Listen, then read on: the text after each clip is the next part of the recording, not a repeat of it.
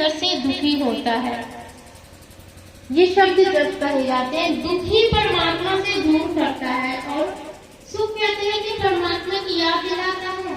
जब हमें सुख मिलता है, धन मिलता है, संपत्ति मिलती है या हमारा नाम होता है, तो हम कहते हैं कि हमारी मेहनत का रंग परमात्मा ने आखिरकार हमें दिखाई दिया, हमारी मेहनत का फल। और जब दुख मिलते हैं परिवार से, आर्थिक तंगी से या अड़ोसी से, पड़ोसी से, मित्र से, तो हम कहते हैं कि परमात्मा तूने बहुत दुख दिया। ना तो परमात्मा दुख देने वाला है और ना सुख देने वाला है, ये हमारे स्वयं के अपने कर्म है।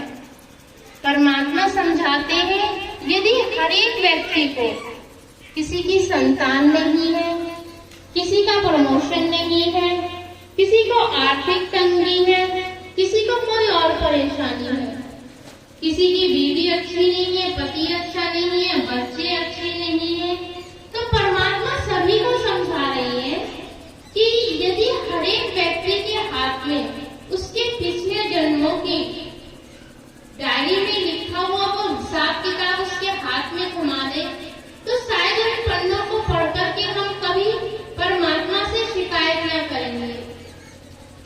क्योंकि हमारे जीवन में प्रत्येक आने वाला सुख और प्रत्येक आने वाला दुख हमारे ही कर्मों का भोग है, हमारे ही कर्मों का फल है जो हमें मिलता है। वो डायरी परमात्मा ने अपने पास रख रखी है सभी की, इसीलिए सिर्फ हम सुखों की कल्पना करते हैं और जब दुख आता है तो परमात्मा को दोष देते हैं कि पूजा पाठ सब व्यर्थ है। व्यर्थ कुछ भी नहीं है, समय व्यर्थ चल रहा है, समय बेकार चल रहा है। हमारे जो पिछले कर्म है वही हमें आगे दिखाते हैं। आप सभी यहाँ पर किसान लोग भी हैं, हम खेती करते हैं, हमने खेती करी है चावल की और हम कह रहे हैं कि हमें बाजरा क्यों नहीं मिल रहा है। तो जो बोया है वही तो काटोगे, सरल शब्दों में समझाया गया है कि जो बोओगे वही तो काटोगे। तुमने बोया तो चावल है और कहते हो बाजरा मिलेगा, बाजरा बोते हो तो क्या होगे, गेहूं मिलेंगे। तो कैसे मिल सकता है जो तुम चाहते हो, क्योंकि जो मनुष्य चाहता है वो चाहना तो पूरी नहीं हो सकती है। कोई मनुष्य अपने लिए दुख चाहेगा, अपने बच्चे के लिए कोई चाहेगा कि ये सुन ना सके, ये चल ना सके, ये दौड़ ना सके। सब चाहेंगे हमारा बच्चा बहुत अच्छा हो, पढ़ाई में अच्छा, तो क्लास में फर्स्ट आए। क्लास में 100 बच्चे पढ़ रहे हैं, सभी के माता पिता ये नहीं सोचेंगे हमारा बच्चा सेकंड भी आए या लास्ट ही आ जाए, नहीं, सभी फर्स्ट चाहेंगे। तो ऐसा कैसे हो सकता है? सबके अपने अपने कर्म है, तो हम कर्मों पे क्यों ना ध्यान दें। अब एक बात इधर से ये भी उठती है कि जब जो भाग्य में लिखा है वही होगा, तो हम सरलता से बैठ जाएं। तो परमात्मा कहते हैं कर्म और भाग्य, जो भाग्य में लिखा है वही हमें मिलेगा, परंतु कर्म प्रधान है। यदि पिछले जन्मों में हमें सत्संग नहीं मिला है, इस जन्म में हमें सत्संग मिला है, तो हम अपने कर्मों के प्रभाव को हम कम कर सकते हैं, बदल नहीं सकते, क्योंकि बदला तो कृष्ण ने भी नहीं था। राम जन्म में जब उन्होंने बाली को मारा था, तो कृष्ण जब बने थे तो वही बाली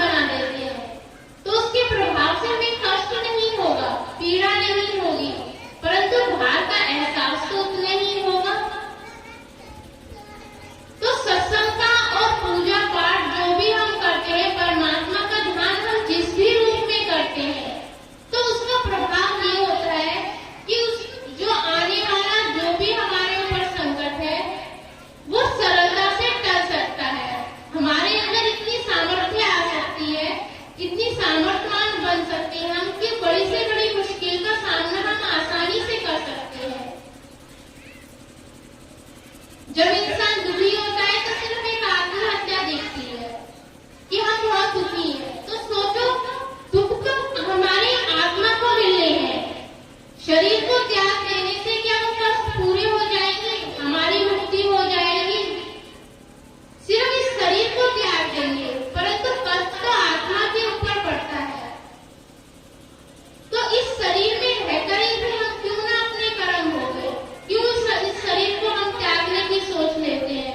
जरा सा हमारे ऊपर संकट नहीं पड़ा कि इस शरीर को त्यागने की सोचते हैं। यदि त्यागने से ही सब कुछ सरलता हो जाती तो सभी शरीर त्याग कर चले जाते हो, परंतु मुक्ति नहीं होती है, आत्मा की कभी मुक्ति नहीं होती है। मुक्ति का माध्यम सिर्फ भजन अभ्यास है। यदि हम अपनी आत्मा के लिए कुछ करना चाहते हैं तो हमें वो भजन अभ्यास करना चाहिए। कहते हैं आत्मा अमर है, आत्मा अमर है, परंतु उसको हम अमरता दिलाते कहाँ हैं? क्योंकि आत्मा तो एक शरीर से दूसरे शरीर में, दूसरे शरीर से तीसरे शरीर में, सिर्फ जिस तरह से हम वस्त्र बदलते हैं, ये वस्त्र पुराना हो गया तो दूसरा वस्त्र धारण कर दिया, इसी तरह से हमारी आत्मा है। इस शरीर के छोड़ने में आस है, जब ये शरीर पुराना हो जाएगा, जितनी इसकी आयु हो जाएगी, तो इस शरीर को त्याग करके वो दूसरा शरीर धारण करेगी। तो सिर्फ कपड़े बदलती है आत्मा, परंतु अमर कब होगी? जब वो परमात्मा को पा लेगी, परमात्मा के बारे में समझ ना लेगी, क्योंकि समझ तो हमारी सबकी बहुत है। समझा तो आप भी मुझे देंगे, मेरे से ज्यादा आप मुझे अच्छी तरह समझा देंगे, परंतु समझने में और पा लेने में बहुत फर्क है। पा लेने में वो अहंकार सब कुछ चला जाता है और बताने में वो अहंकार आ जाता है। कहते हैं कि पानी ठंडा है, हाथ पर जब लगाते हैं तो हमारे हाथों से बर्फ से छुआ नहीं जाता, परंतु जब वो पानी हमारे अंदर चला जाता है तो ठंडकता इतनी आ जाती है, सिर्फ शांति ही शांति मिलती है। इसी तरह से छूना वो समझना है और पा लेना वो पानी को पी लेना है। इसीलिए परमात्मा को पाने के लिए हमें वो भजन अभ्यास करना पड़ेगा। परमात्मा ये नहीं कहते कि अपने गृहस्थ जीवन को त्यागो, क्योंकि त्यागने में वो है ही नहीं। कहते हैं कि न योगी बन, न वियोगी बन, न ठाकुर के बन में जा। यदि उसको पाना है